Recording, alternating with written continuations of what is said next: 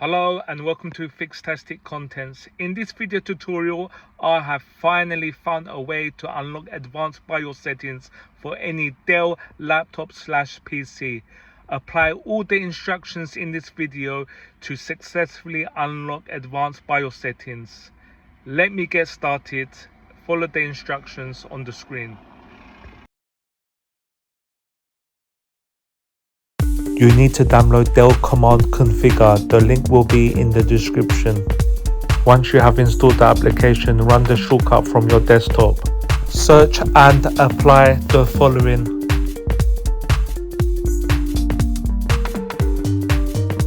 Click onto Export EXE. You can find this at the bottom right side. Now click onto OK and select encryption without passphrase.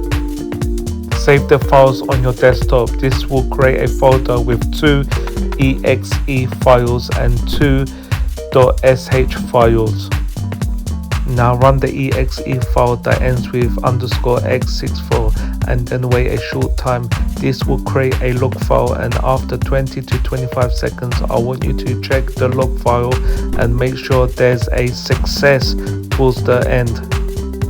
Restart your laptop/PC and now boot into BIOS, the F2 key.